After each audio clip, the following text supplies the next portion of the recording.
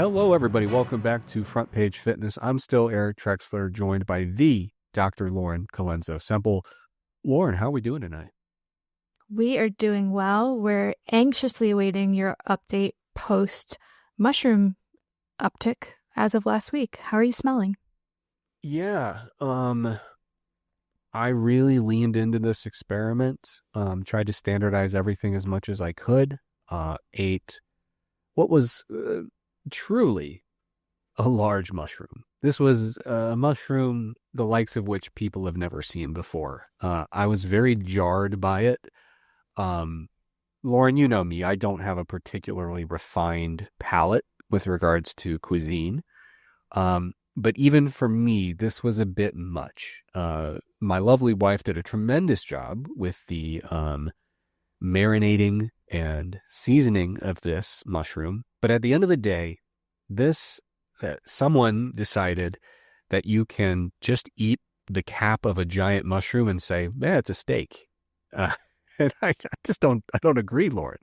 I mean, I try to be as flexible as possible as a card-carrying vegetarian, but the difference is that mushrooms do not have a texture that is anything reminiscent of the texture of a steak. And so I felt like I was eating a giant mushroom. Now, I don't think that's what people care about. They want to know, how was your pillow smell? How was your old man smell? If we did an experiment where you put your clothes in a bag, would they smell like a middle-aged man? Or now that you're eating mushrooms, would it smell like the clothing of a child? And the answer is I didn't notice anything at all. I hate to say it. So yeah, it's I guess a two-pronged answer, Lauren. I think mushrooms are great, but I also don't think they're steak. And I don't think there's any level of delusion I can acquire to get me there. Especially with like just a giant portobello mushroom or whatever it was. Who said mushrooms taste like steak? I don't know. I think some people go really into it and make it out of, some people make vegan steak out of I think like a lion's mane mushroom or some kind of very specialized mushroom. I've never tried that one, but in this case, basically the recipe was like, take a mushroom and marinate it as if it was like a piece of salmon and it'll be a steak. And it wasn't. No. It tasted good. I enjoyed eating it. So let me be clear about that, especially in case my wife listens. Which she never will. Don't worry. Yeah. I really did enjoy it. Yeah. It was easier for me mentally. It's kind of like if you've ever like gotten used to eating a food hot, and then you try to eat it cold and you're like, this is odd to me. Even though it doesn't necessarily, it's not unpleasant. This is just hard for me to navigate the change in context. For me, I was like, this is a lovely mushroom dish. I just need to stop pretending it's steak because that's weirding me out and making it seem worse in a weird way. But anyway, the mushroom was lovely, but it was not a steak. And I smell exactly the same. There was this kind of fancy-ish organic prepared food place by my house in New York, and they would do a portobello mushroom, but it was stuffed with sweet potato. Oh. And so and you could eat it hot or cold, but then it was kind of a heartier dish, so that might be something that you'd be interested to I would try. like that. I love sweet potato. Cold sounds weird to me. To me, that's a hot dish. The mushroom and sweet potato, you got to go hot with that. Sure. But no, that sounds like a good option. And we should. I mean, I don't want to be so brazen as to assume that everyone watches every single episode and retains that information for 7 days. We should allude to the fact we're last week we talked about a study where they said that mushrooms were a superfood that essentially eliminate old person smell. And so that is the nature of why I'm talking about what my pillow smells like, is because apparently pillow smell is one of the key indicators that they use in the various types of rigorous research done on old person smell. So all that is to say, it didn't work for me, but if you have old person smell lingering and reducing your quality of life, apparently it's our best option, according to Lauren. According to the New York Post. According to the New York Post, yeah. Now, Lauren, on the topic of mushrooms, I was very nervous about this. You have a headline here, just what the way you describe it in text is mushroom murders. And I don't know, we don't have a good history of trying to make death and murder lighthearted on the show. But you can take it away and we'll see how we do here. So, CNN article about mushroom murders. What do we have? So I am a true crime aficionado. So the verdict came out in this trial this week, and I realized that this is my opportunity to finally just slide in some true crime into our fitness podcast because it's mushroom related. And so the story here is that this woman in Australia poisoned 3 of her relatives with a meal containing these poisonous mushrooms. But at the time, she told law enforcement that, this is such a tragic accident and there must have been something in the mushrooms. And so everyone in this community stopped buying mushrooms, and there was this huge fear of mushrooms because they thought, there must be some sort of contamination and, this is a terrible accident. But actually, these were highly toxic and this was an intentional murder, and she's since been convicted. Oh my gosh, this is insane. Okay, so I was reading into this story a little bit, and like the thing that's scary about this is like it almost seems like she might have gotten away with this if she wasn't such an idiot, because it says that she basically bought a food dehydrator, and her phone records basically put her in the vicinity of these poison mushrooms, like where she would find them, and then she later dumped that food dehydrator in a waste recycling center like shortly after the stuff all happened. So it's like, if not for her just doing this in the dumbest possible way, like let me take a tracking device out as I gather these mushrooms and then buy a thing to do the crime and then dispose of the thing in a public space. If not for that, like she might have actually gotten away with this. Probably. Because, yeah, I mean, you can explain it. You can't explain it away. But I mean, like I said, I come across all of these types of stories all the time, and people are so dumb in how they kill their spouses. And you'd think if you're deciding to kill your spouse or other relative, that you would look to prior people who killed their spouse and got caught and are spending the rest of their lives in prison, and you'd say, maybe I shouldn't do that thing. Like maybe I shouldn't take out a life insurance policy on my spouse and then kill them. Like it's just those kinds of basic things. But criminals tend to be kind of dumb. Yeah. I remember at one point my wife and I we really don't have any like television, like in terms of like, where we could like just turn on a station and watch. Like we have some streaming platforms, but I work a lot, so we don't watch much. We'll do like 2 shows a year maybe that we'll get through start to finish. But one time we got snowed in. We were driving up to the mountains to go ski, and we hit a blizzard. Like it was crazy. I think like over 2 hours there was 18 inches of snow in Virginia, and they don't do 18 inches of snow in Virginia. So we got completely, like, power was out in the whole town. When we got to the hotel to chill for the night, we had to push 3 cars in on our way in, like before we could even go get a room. Like it was just crazy. Cars spun out everywhere and getting pushed to places. It was nuts. But anyway, we're snowed in. And we turned on this channel that was doing all this, like there's like all this channel played was these like murder stories of like real life stuff. And every single episode was somebody killing their spouse. At the same time, I looked over at her and I said, listen, things aren't going so smoothly. Don't murder me. Like we'll 50-50, we'll go our separate ways. No stress, but don't murder me. Like it's such a not cool thing to do.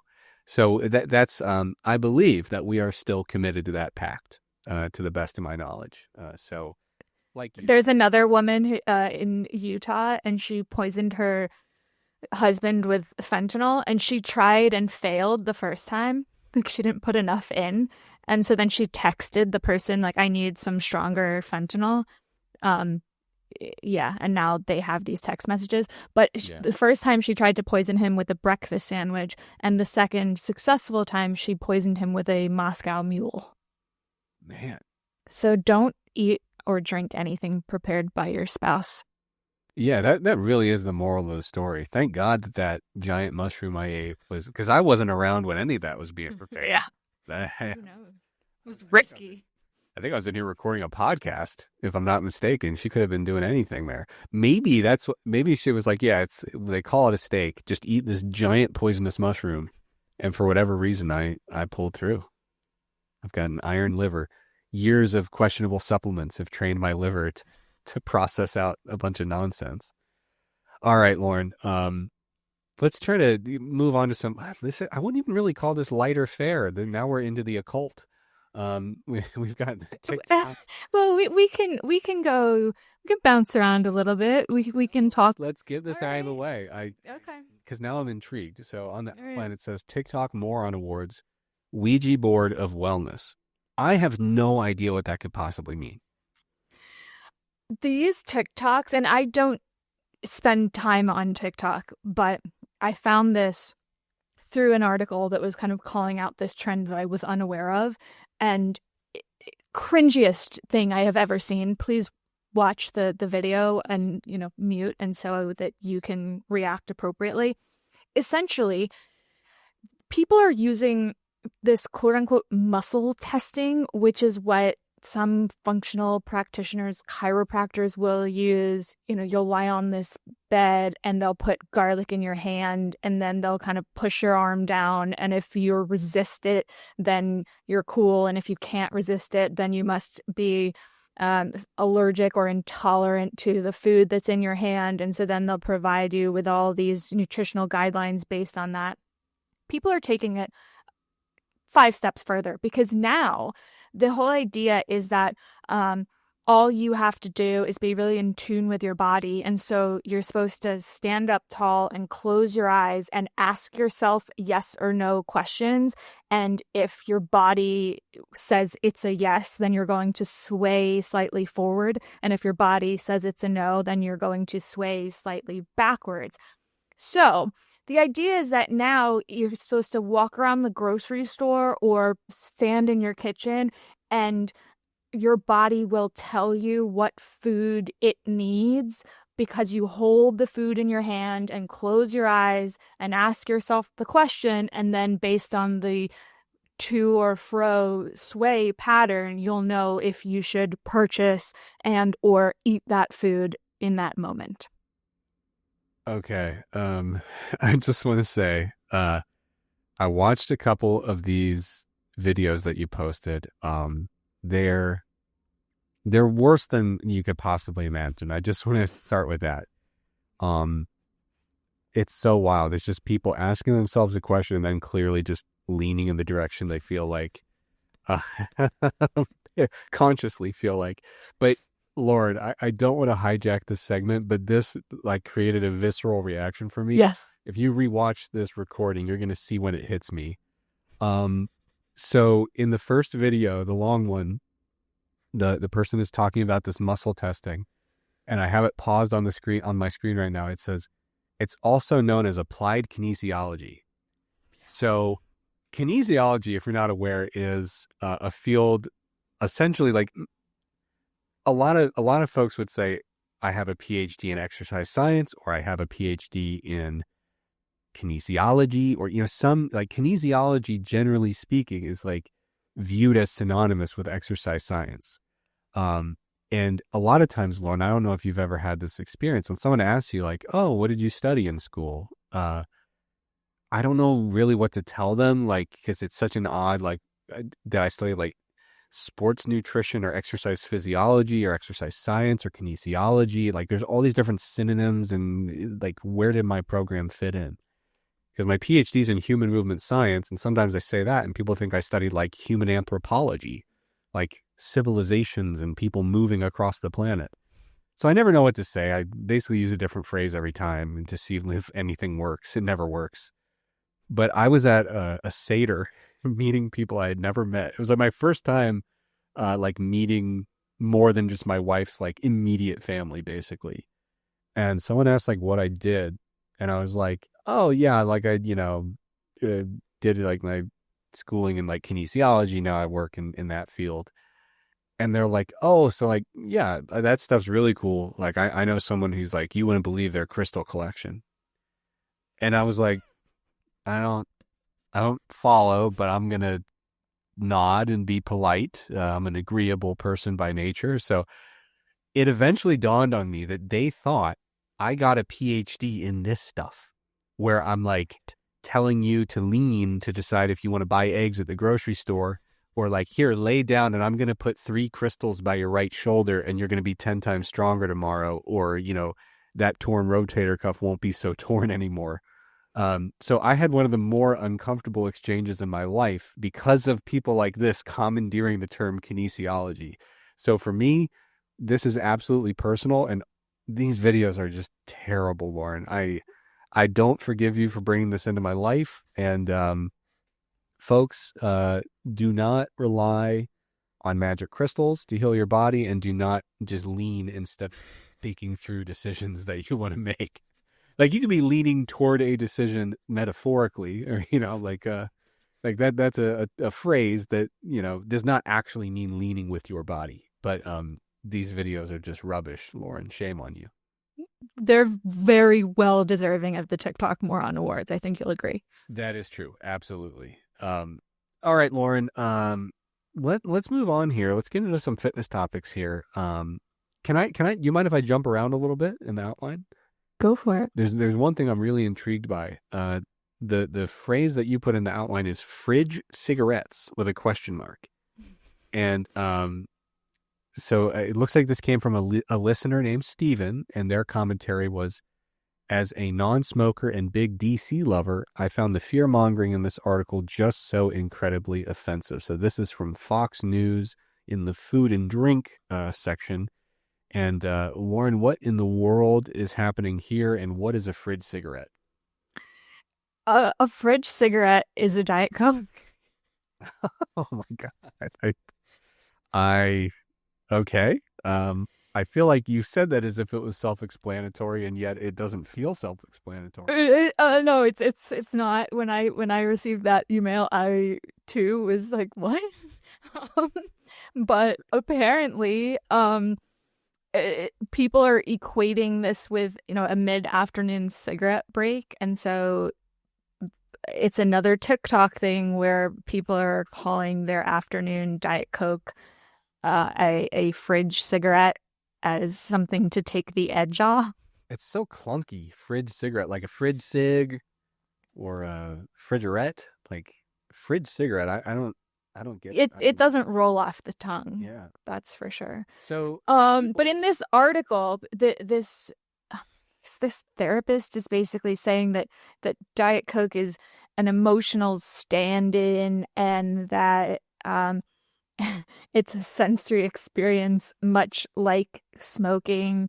And so, it's healthier than cigarettes, but not harmless, because when Diet Coke becomes a daily emotional crutch, it can enforce dependency patterns. I tell you what, Lauren, if you make a list of all the vices that a person could possibly have, if you get so far down the list and you're like, okay, I don't have that one, I don't have that one, I don't have that one, and you get down to like, you know what, at about 2 p.m, I really like to go for a cold Diet Coke. I think you're in good shape. If you've gotten past the actual cigarettes and the, whiskey at 1 p.m. at work, and you got through the problematic compulsive gambling, and you're all the way down that list, I would say at that point, we're good. We can just call it a win and move on. Yeah. I did have my friends. I thought that where this was going was, my buddies in high school got really into dipping, smokeless tobacco.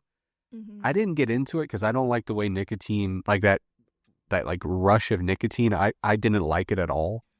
Yeah. Tried it. It was like, this is terrible. And I don't like spitting all that much because as a wrestler, I was like, I don't want to be more thirsty than I already have to be for wrestling sometimes. But I remember one of my buddies, like he treated it as if it was like a luxury item. He's like, sometimes I'll put my dip in the refrigerator and then I'll have a nice cold dip. So I was like, maybe people are actually refrigerating their cigarettes for some reason, but no, they're just having a Diet Coke. So yeah, we really don't need to be doing this. Sometimes I feel like we need to just kind of find the internet machine and pull the plug, let it reboot real quick, and maybe leave it offline for a couple minutes. Or tell some of these outlets that they don't actually need to publish that many articles every day in the health and fitness section. Yeah, I do. Because 90% of them are just not good. They're not helpful. They're not true. And it's just crap. It's a lot of crap. Yeah, I do wonder. I don't know enough about this stuff. It just seems so hard to believe that this is actually like a worthwhile strategy. Is like, I don't care if it's terrible. We just need to get another one out. It's like, yeah. The time and effort cost of just generating a bad article has effectively plummeted to zero with large language models, right? So like if all you wanted to do is like enhance your search engine optimization and just get another piece of content out, you could just say like, hey, ChatGPT, write me an absolute nonsense article about Diet Coke. Make it 1,500 words. Like at some point that has to cease to be a useful thing, I would have to think. You know what I mean? Like I can't imagine what edge you're carving out. It's interesting too, because there's all of this, fear mongering about insert whatever, right? Like this thing is terrible for you, whether it's a processed food or artificial sweeteners. And then in the past couple weeks, I did 3 interviews for articles about weighted vests. And spent a good hour talking to these journalists, being like, this. Here's all these studies. Because I've already done that deep dive into the literature. I'm like, somebody please write an honest article in the mainstream media about these weighted vests. And then you get this kind of feedback. Well, my editor's concerned that it's too negative. Like, what? Since when are we concerned about putting out something that skews negative? So it's like, so we can write articles, but only about the things that we're going to just kind of like say, I'm sure it's great and fine and everyone should do it because why not? I guess. I mean, people are, because people enjoy something, then we have to put a positive spin on it. Well, you know what? People enjoy Diet Coke. Yeah. And cigarettes. That has a cult-like following. But shout out New York Magazine. They published an article today, which is Wednesday, July 9th. And that is the first honest article about weighted vests. Wow. I have it linked in my Instagram bio if anyone wants to check it out. I don't know how to say her last name, but it is Erica SCH. That's 3 letters?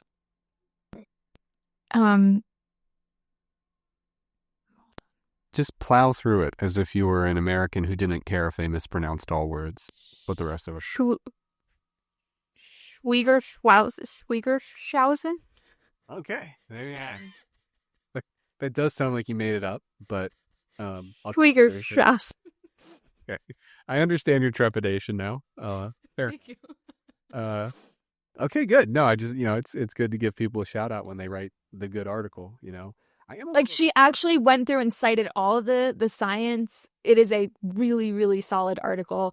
I'm quoted in it, as is one of the leading bone and exercise researchers in Canada. And so I was very excited to see a mainstream publication put out a true and honest article on weighted vests that doesn't pander to the people who are selling them. And I'm sorry, you said this was in New York Magazine? Yes. I'm very concerned about your media diet. And that's not a knock on New York Magazine, but you seem to have such a severe bias. Like, where do you get off your air of superiority? It seems like you basically just wake up and say, let me check the New York Magazine, and then I'll check the New York Post, and then I'll check the New York Times, and then maybe I'll check out the New Yorker.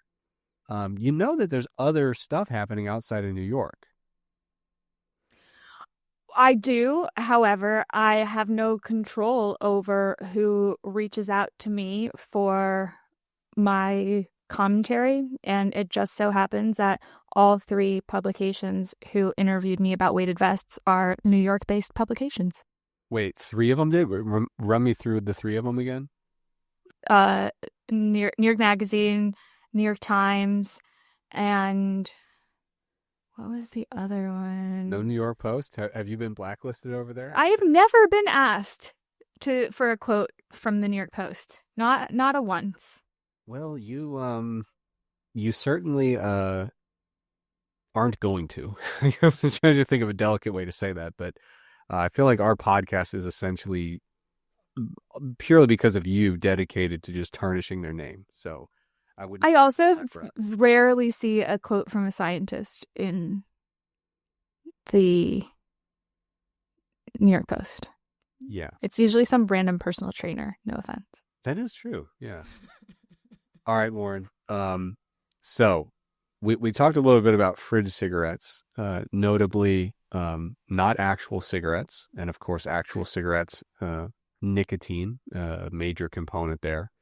So you linked something here, which I just want to say, I'm not even going to say the name of this podcast episode because I find it to be in such poor taste, truly just garbage. But according to someone named Brian Ardis, a listener submitted this, I guess, they are claiming that nicotine is not addictive. And claiming that the FDA lied about nicotine being addictive. So, Lauren, how did we get here? So it sounds like a listener sent this in. Why? And what did they say about it? And what in the world's happening here? So apparently at some point, there was this hypothesis that nicotine could slow the progress of Parkinson's disease. Yeah. But then, I mean, as is the case so often, those preclinical studies didn't pan out in humans. And so it was determined that this is not a clinically useful intervention. And the same things have happened for multiple sclerosis and chronic pain. And so, but there's nobody who ever said that it wasn't addictive or that the government lied about it being addictive as a way to keep it from the medical community for disease prevention. So that's where we take a sharp turn into crazy town with this particular claim. Yeah, I mean, so, and that's the thing is, with nicotine, you know, it is definitely, it has interesting effects in the brain. You know, it is a very fascinating thing. And I don't think it's at all unusual or, I don't think we should mock any good faith effort to pursue potential therapeutic applications of something like nicotine. Sure. And like you said, that has been pursued in the past. It's been a while since I looked into that literature. I know that I'm certain you're going to find some percentage of folks who are like, no, the nail's not in the coffin yet. Whereas it looks like the majority of folks working in those areas have kind of moved past it. And at least that's the sense I get from your kind of overview of it. But there's nothing unusual about saying like, hey, here's this thing. We want to see what it does in the brain. Maybe it has therapeutic applications. Maybe it doesn't. But yeah, I just don't understand why it always gets down to this, like, people lied about it being addictive. It's clearly not addictive. And they're trying to, it was all some kind of big cover up because they didn't want people with Parkinson's and MS to have good therapeutic options. Like, I just don't understand why it always has to go straight into that spiral of chaos. And I think nicotine is like, it's important to contextualize it. Like, cigarettes are bad, Lauren. And Yep. I don't care going out on a limb. I don't care staking my reputation on that. I think that cigarettes are unhealthy. Even if they're refrigerated. Even if they're refrigerated. Now, I say that being in the Tobacco Road area of North Carolina here that was built and funded by tobacco. So I have to speak quietly. But cigarettes are not great. But it is worth noting, like, nicotine is this odd little thing that it's what makes cigarettes addictive. And yet it is almost certainly not the predominant harmful element of what is in cigarettes, right? So my lovely wife, her PhD was related to smoking cessation. And so I've talked to her about various interventions that are often promoted. And, some people, they'll say like, hey, you're addicted to nicotine. It's causing you to smoke. And if we could just get you to find something to replace the behavioral kind of habit of smoking and also kind of wean you off nicotine gradually without having you inhale smoke, that'd be a very positive thing that we could do, right? So it's not unusual for people to take up some kind of thing that keeps their hand or their mouth busy, maybe chewing more gum, wearing nicotine. So the nicotine itself, is not like this horrifically harmful substance, but yeah, like you can talk about this very unique substance like nicotine and its potential applications and the potential downsides without getting into all this hyperbole and chaotic conspiracy theorizing. But I will say this, Lauren, I think it's worth noting on a fitness-oriented podcast, health and fitness-oriented. Some people have lately been getting very, very bullish on nicotine and basically recommending it use it for like mental clarity and energy and productivity and as a weight loss aid and things like that. And they're rightfully saying, taking nicotine is not the same thing as smoking cigarettes or using smokeless tobacco. That is true. However, I'm not prepared to go so far as to say that nicotine is harmless. There are some effects on the cardiovascular system that aren't particularly fantastic. It's not at all like monstrously terrible in terms of health ramifications. But the thing about nicotine that I really get very skeptical about is when you start using it, almost certainly you'll start using more of it. Like, it is a habit-forming addictive substance, and people tend to get work their way up to pretty high doses to continue getting kind of the intended effect. And the thing about nicotine is that withdrawal symptoms, the onset is very quick. So it's got a short half-life, but it also has this early kind of onset of withdrawal symptoms. And so the issue is, Lauren, if you take nicotine very close to bed, it's a stimulant. You will not be able to go to sleep, or you'll have just terrible sleep quality. But if you don't take nicotine close to bed, the withdrawal symptoms will hit in the middle of the night and you will have shitty sleep. And so the main, you can look at like, oh, what does it do for hypertension and blood pressure and like some of these little things that you might say, like, honestly, I don't care if my blood pressure goes up 5 millimeters mercury. But when people start kind of dabbling in like recreational or like off-label nicotine as like a therapeutic or like a little hack, I think it's worth noting, like, I would strongly discourage that, because as far as I can tell, it's kind of a one-way road to impairing your sleep quality and ultimately undercutting whatever benefit you thought you were getting from it. So I just had to get on my soapbox there, share a little bit of, my view on that science, because I think there's a lot of very pro-nicotine talk out there, and nicotine is just a tremendously complicated thing to talk about. There's a lot of complexity and nuance there. Yeah, I think because of the association with smoking, then it's sort of put into this other category. So, we were talking about caffeine, and that's very socially acceptable, and no one looks twice at people drinking energy drinks or a lot of coffee, etc. But then when we actually dive in, then of course it's the dose matters, the timing matters. There are going to be downstream effects of that consumption. And the same applies here, just in different ways. So we can have a conversation about it separate from the cigarette. Yeah, for sure. So I guess what you're telling me is there was not a huge cover-up. Nicotine is addictive. Spoiler alert. And I probably shouldn't treat it as like a cool little supplement or health hack. Probably not. Okay. Well, that's disappointing. That's a very negative spin that you're putting on it. No one would publish that kind of negative spin, Lauren. Well, speaking of spin and supplements you probably don't need. Yeah. What do we got? Let's talk about Spermidine. Spermidine? Okay. I'm not going to read into the root word there. I'm going to come into it with an open mind. What are we talking about here? Well, the first line of the article is, "This supplement's got spunk." Oh, God.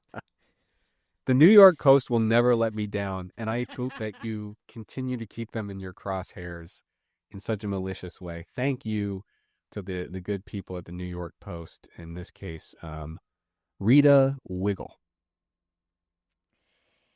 Yeah, so this article is, and the person quoted talks about this supplement as being, this longevity hack. Amazing, right? It's going. It is in the endosperm of all seeds. And so the dietary sources you might look to are wheat germs, soybeans, mature cheeses, mushroom, and peas. But yes, it is found in abundance in sperm. So we go through all of the potential claims. And of course, people are selling it as a supplement. So you can take capsules, order them. I don't recommend doing so, because while the claims are that this is good for balancing hormones, hair growth, preventing gray hair, improving brain function, improving heart health, and preventing non-alcoholic fatty liver disease, these claims either have no scientific references or they are all looking at rodent models. So I think we're probably jumping the gun to be saying, as the New York Post does, that it is the Swiss Army knife of longevity. And the article ends with saying, as far as getting this ingredient from human sperm itself, if you're so inclined, Kenny, the scientist, notes that the levels in sperm vary and quality is dependent on the overall health of the male in question. But it's the fountain of youth. From a healthy man, you'd get a lot, and it would be, in my opinion, very beneficial. So there you go. Yeah, so who is Kenny here? Kenny is the dietitian, the founder of... No, not a dietitian. The founder of the Oxford Health Span and Oxford Longevity Project. Okay. Well, there you go. So, Lauren, here's my thing about longevity. It's a big thing now, and I just want to reiterate, I'm going to say this until the cows come home. I will shout this from every mountaintop. A lot of people, if you can kind of tell that a lot of the grifting and the kind of nonsense marketing and fitness these days is gravitating toward longevity. Whereas like back when we were in our heyday, when I was back in my like supplement heyday in like my late teens, all the supplements were about fat loss and muscle growth. There's a lot more into longevity now because it's just a way better grift. Because like if I tell you like, hey, take this for 80 years, and I think it'll help you live 83 in like we're going to get you like 2 or 3 extra years on the tail end. What I've done is created a multiple decade consumer, and the lifetime value of that consumer is essentially infinite for a supplement company. And you will never know if this worked for you or not. Like it's it's really the perfect scale. It's like, take this for the rest of your life, and it'll either work or you're gonna die. Well, the other thing is that people who start thinking about their longevity tend to be middle age, older age. That population has more money. And so you want to target them because they have the disposable income to spend on these expensive supplements, whereas the 20-year-olds who care about fat loss and muscle growth don't have as much money. Yeah, but the average 19-year-old male will take out a mortgage on a house they don't own in order to build more muscle. So it goes both ways. No, but point taken. Especially if you're selling at a high price point, yeah, just be like, yeah, it's good for longevity. You won't age. Just try it for 40 years, and if you don't like it after 40 years, then stop. Also, these supplements promised so many things. Like, you don't even know what to look for, right? It's like, so does my brain feel like it's higher functioning today? Did my blood pressure improve? Like, are my hormones more balanced? I mean, you can just pick anything, and that's longevity, right? Because longevity doesn't even have a real objective definition when we're talking about supplements. It's just anything to... Yeah, no, that is true, because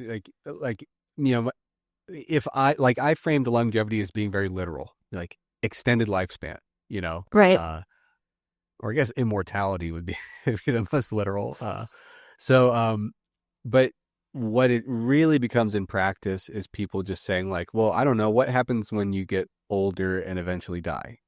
The answer is everything kind of breaks down. So then they cast this wide net where they're like, yeah, your hair will feel different, and it'll look different, and your nails will grow better, and your brain will work better, and you might notice your vision's better, and your hearing won't fade as quickly, and you won't smell like an old man.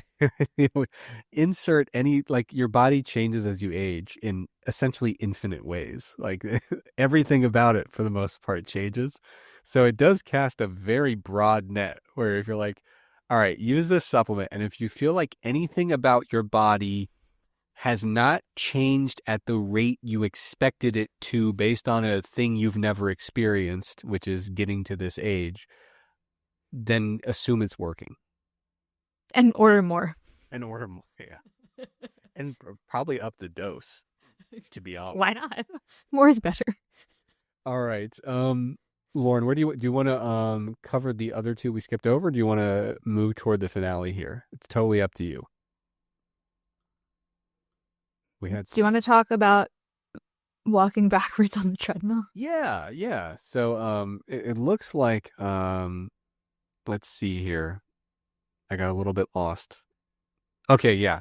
So this is from a listener email, is that correct? That's correct. Okay, so the listener says, I see a lot of people in my gym going backwards on the treadmill. This does not seem to be in some sort of rehab context, since they're slouching, leaning on their side, looking at their phone, and or holding the safety bars. They also usually go in the weight room doing some TikTok nonsense afterward. Is there any evidence pointing that backward walking on the treadmill is beneficial or even useful out of the context of rehab or post-surgery exercise? Lauren, what do you think? This is interesting because I remember when people used to walk sideways on the treadmill and then switch to the other side, but I don't encounter a lot of people walking backwards. Do you? I don't, but I also honestly if I'm going to be walking, I have a treadmill at home. And by the way, people overuse this phrase life hack, but this is a legitimate, this is a scoop that is going to serve you well in life. If you're in the market for a treadmill, get it secondhand. I got this treadmill. If I bought it new, it would have been like $1,500. I got it for $100 from someone on Facebook who was just like, I just don't want to look at this reminder of my failure anymore. I think most people buy a treadmill and then it just collects dust, and every time they look at it, it crushes their self-esteem. So they're like, I will give this thing away if you will come get this heavy thing out of my house. So there's my little bit of advice is treadmills you can find at like 10% of their market value in mint condition. So do that for the rest of your life. But what I was getting at is if I'm doing any like walking or treadmill, I'm not going to be in the cardio side of the gym. I'm just going to be doing it at home. And so when I go to the gym, honestly, I have no idea what people are doing over in the treadmill section. It could be on the other side of the planet as far as I'm concerned. So I don't know. But I know for me, Lauren, I'll throw a little, I will give credit to the listener. First of all, they have immaculate taste in podcasts. But second of all, they adequately did the double caveat. They were very clear. Outside the context of rehab or post-surgery, like for when I was coming back from surgery, I was doing all sorts of moving on the treadmill. I was doing sideways walk, kind of like light shuffling, forward, backward, because I needed to rehab, moving in different ways, just because of the nature of the surgery I had. But I don't see this much outside of the legitimate utility, which is a lot of people, if they're rehabbing, particularly like patellar issues, things in the knee area, a lot of backward treadmill walking and backward incline treadmill walking. Those are legit evidence-based applications. But I don't know, Lauren, are people doing this around you? Is this like a new trend of people? I think you said you don't see it at your gym, but are you seeing this on? I don't see this. I mean, I was kind of surprised that this listener is seeing it a lot. But I can see it maybe having some balance improving application, but certainly not more so than doing balancing exercises or like single leg resistance exercise or walking lunges or things like that, which I think are better because you're getting more bang for your buck because you're getting the muscle strengthening elements as along with the balance training. So I don't see a use for this in overall fitness. Yeah, I would say this though, in the massive and expansive universe of silly and objectively detrimental or high risk things you could do in the gym, this is definitely one that I'm willing to look the other way on. You know what I mean? Like, sure. Like, are you burning some calories as you do it? Sure. And frankly, it's not an efficient way to walk. So if we want to get down into like the fractional differences, like well, if you're holding on to the handles, that's a whole different story. But backwards walking without supporting with your upper body, like it's not like you're not going to be burning some calories and getting your heart rate up. So it's kind of doing those things.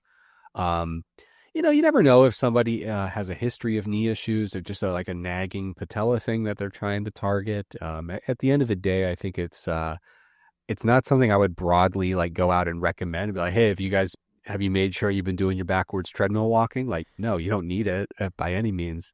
But again, like when you look at the genuine chaos that can befall a gym goer, this is definitely a misdemeanor, if anything. And I certainly wouldn't balk at seeing it in the gym setting.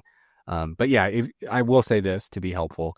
If you're seeing a lot of it, I'm not. But if you are, and you're like, man, what am I missing out on by not doing this? The answer is nothing. Is that fair? I try to be fair and balanced and say like, hey, different strokes for different folks. You're not going to... Oh, well, hey, I always say let's not demonize any physical activity. It's all good. If you enjoy it, do it. But I just can't imagine that if a lot of people are doing this, it's because they're like, I love this. They're just like, no, I just want to have really, my patellas, I want to train them up to be robust and resilient. Yeah, it's probably a little bit of a fad that's catching on. Somebody said it had a benefit that it maybe doesn't. But yeah, the biggest thing for me is if you're on a treadmill, take care of yourself out there. Don't do anything that you're not, that you shouldn't be doing. Like, if you're on a treadmill and you're like, yeah, I have really poor balance and I trip over my feet 10 times a day. Like maybe don't do the extremely complicated shuffling and backward walking if you're just going to end up falling over. Not ideal. All right, Good Lauren. safety warning. So let's see here. I did want to hit one more substantive topic, if you don't mind. Sure. So I am curious about why you highlighted this one. So it says, this is why walking after strength training boosts fat burn, exactly how it works. And I did not click on this link because I feel like whenever I click on the Apple ones, it like opens an app on my computer, which I hate. But I just put it into, okay. Oh, is this from Women's Health magazine? Is that It is. So what's the deal? Yeah, so this is sort of on my mind because Huberman released a podcast this week with Alan Aragon, and they had a discussion about fasted training. And unfortunately, the discussion or the clip kind of made it sound like you are burning more body fat during fasted training. And I think we've discussed this topic on here before, that you are using more fat as fuel and you're not losing more body fat. And so I was disappointed to see how that was articulated. And essentially, this is sort of falling in that same category because it's saying, okay, well, if you are lifting weights, then it's going to, boost fat mobilizing hormones. And then if you're walking afterwards, then at a low intensity, then you're using fat as the primary fuel source. And therefore, this is going to promote fat loss to a greater extent than if you were to do it at another time of day. And, it's like blending things that are true, but the message and the end conclusion is not true. And it's just unfortunate how often people seem to do this in fitness. Yeah, it's tough because it's like it is one of those scenarios where you could start with a thesis statement for an article that is true, right? So let's say hypothetically you want to say like, you know what, after you're done lifting, if you want to get a little walk in, capitalize on the fact you're already in gym gear. There's a treadmill right over there. Get your heart rate up, get some extra steps in. Great. Walk frontwards or backwards, whatever you prefer. So you start with the thesis statement. Not a bad idea to take a nice little brisk walk after lifting. Boom. Nothing wrong with that, right? Seems true enough to me. But then the challenge comes in when it says, well, let's beef this claim up with supporting evidence. And really the supporting evidence in a perfect world would be dreadfully boring. It's just like, well, getting steps in is good. Getting your heart rate up and keeping it up for a while is good. Here's a randomized controlled trial of walking interventions, which are a snooze because it's like, yeah, we had people walk and there was a very, very modest improvements in the obvious things that would improve if you went from extremely low activity to modest activity. So like that's boring. And so the most appealing and enticing route is, why don't we talk about some of the cool science that is technically at play, even though it may or may not be relevant, right? And so then you start getting into stuff about cortisol, and then you start getting into stuff about fat oxidation versus carb oxidation.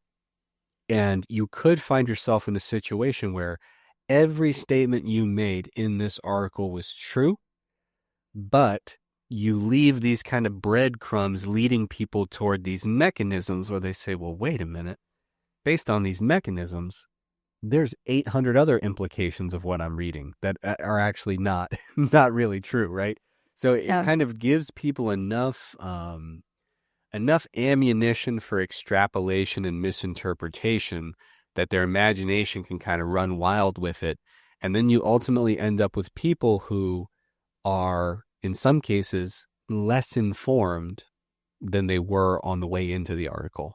You know what I mean? So now you've got people who are, for example, interested in micromanaging their cortisol levels and fat oxidation versus carb oxidation and I certainly can't do anything above a heart rate of this, because then I'm going to have more carbohydrate contribution, and then my muscles are going to run out of glycogen. I won't be burning body fat, and then my weightlifting the next day is going to suffer because I don't have as much glycogen around, right? So I just wanted to provide kind of my view of like, yes, like in the spectrum of internet crimes of how bad a fitness claim or article could be, a lot of the stuff you see in this article is completely benign, but it does lend itself to some of those kind of runaway interpretations by bringing in some of these mechanisms that really don't need to be brought in, if that makes sense.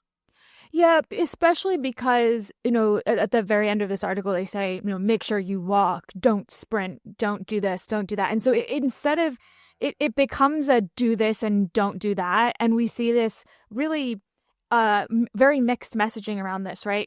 Never do zone 2 training because it increases your cortisol too much. But now it's, don't do high intensity training, or you have to do high intensity training, or don't do any of that. You should just walk. And so it gets very confusing when you hear all of these crisscrossed messages that are supposedly rooted in science, but they're all conflicting. And so what am I supposed to do with that? And that I think is the primary issue.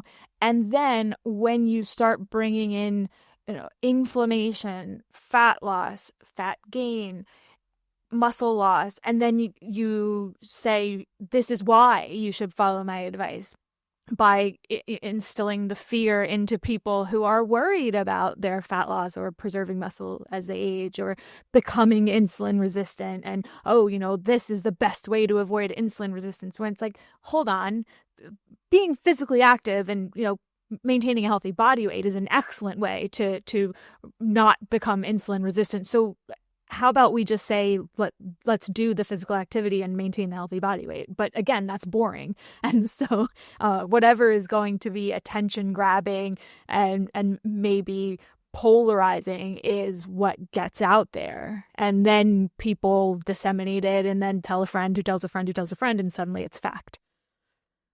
Yeah, and I have to give you a tip of the hat, because you led me right to the thing that really sustains me in life, the thing that brings me joy and energy and refuels me when I'm down. So I'm not going to knock the website for this, because I don't understand the process of matching advertisers and where those advertisements get placed. But I'm looking at an advertisement right now, and I kid you not. There's a diagram, Lauren. I want you to guess what it says based on the diagram. So picture A is the palm of a hand, and the ring finger is longer than the index finger. Okay, and it's really demonstrating that by kind of drawing the lines. Panel B is a similar hand, but the index finger this time is longer than the ring finger. And then panel C is the same hand generally, but the index finger and the ring finger are the same length, and C is circled. So what is this advertisement about? I know there's a thing about your testosterone levels and finger length. Is it that one? Well, that's a true thing. That there is research indicating that exposure to testosterone in the womb is related to the relative lengths of these two fingers in question. Now, Lauren, unfortunately, you're wrong. The advertisement says as follows: intermittent fasting according to your finger length. Take the test. Oh, no. And this is a audio medium, but for folks who are watching on YouTube, you saw the severe disappointment on Lauren's face as that set in. Yeah. So if you have my index finger is longer than my ring finger. What about you? Mine's the opposite. My ring finger is longer than my index finger. So that's weird. So should you be doing fasting or should I be fasting? Well, we'd have to click and take the test. Our email and our credit card number. So we'll use yours, and then we'll follow. No, but this kills me, because basically what's going to happen is, like, based on, I've seen people do this with hand shape, with foot shape, with every ridiculous geometrical facet of a person's body you could think of. And basically what they'll do is separate it out and be like, oh, yeah, you should be doing a 4-hour feeding window and a 20-hour fast because of your hand, Lauren, but I should actually be doing an 8-hour feeding window and a 16-hour fast because of our extreme differences. So yeah. Can't make this shit up. Yeah, so as we went to, nitpick an article about walking, boy, did we stumble upon the real gold, which is looking at your finger. You know what? Honestly, if you want to know how long you should fast, if it should be a 20-hour fast or a 16-hour fast, you know what you should do, Lauren? Stand up straight. Ask yourself. And see which way your body physically leans. And that'll set you straight. That's how I'm going to make all the decisions from now on. Coming from someone with a PhD in applied kinesiology, almost, right? Now, Lauren, there's one thing I need to address here before we sign off. I don't understand this. It says the beer drinking community hates Trex, does not trust his judgment based on lack of taste in beer. I don't understand where this is coming from. So last week we talked about the Gonster cocktail, the Guinness and Monster, and you very publicly said you don't like Guinness, and then said you like really hoppy beers, and the people don't like you, they think you're wrong, and they think you have terrible taste. No, in the winter months, the perfect beer is dark and bold in color. And it tastes like a pine tree. Everybody knows that. And it's like 700 calories of beer and like 12% alcohol. That is what a winter beer is. And then in the summer, it is a nice, light, crisp, hoppy IPA, only about 5 or 6% alcohol, not hazy, with just a little hint of some kind of citrusy accent. That is beer in a nutshell. And I'm right. But you will get these folks. I know who you are out there, you beer people who like Guinness. And what they're going to tell you, Lauren, is that the only good beer, this is a real thing, Lauren. I don't know if you're familiar with beer Instagram or beer TikTok. Basically, I am not. There are people who go around at specific pubs in like Ireland and surrounding areas to find out which pub pours the best Guinness. And so you have to go to the specific pub and get a Guinness there in the official Guinness glass. Yes. You can only assess the quality of the Guinness if you drink it and I think it's split the G. So the first set of gulps has to split the G and only then. No, just the first sip. The first sip has to get there. Right, yeah. If you don't make it, you just need a whole new beer. Right. You have no idea if what you're drinking is good or bad because you either had slightly too much or slightly too little in the first gulp. But no, there are like people that go out there and they're like, no, this pub doesn't know how to pour and prepare a Guinness. Like they're keeping it 1 degree Fahrenheit too cold, and they don't have enough turnover where it's sitting in the lines too long of the whole keg system. It's just chaos, Lauren. I don't want to live that way. Just give me something that tastes like a pine tree. Okay? Is that fair? Well, maybe your taste is unpopular with the listeners because your ring finger is longer than your index finger, and theirs is the opposite. That is possible. What's your go-to beer, Lauren, while we're on the topic? I like a Belgian triple. Ooh, I love a good triple. That is something, finally, 13 episodes in, we find a mutual interest that we can agree on. A good Belgian triple. All right, Lauren. I think that does it for tonight's episode. Anything else you want to say to the good people? Keep sending your emails, frontpagefitnesspodcast@gmail.com. Yes, even if we don't always agree with them in entirety and don't pile on and join in on the fun, we always appreciate the emails and we love our thoughtful and brilliant and insightful listeners. So keep those emails coming in. Make sure you continue to download the episodes, like, rate, subscribe, review, share it with a friend, send it to your relatives. support it in all the ways that you possibly can. Thanks so much, everybody. We will be back in 1 week with another episode.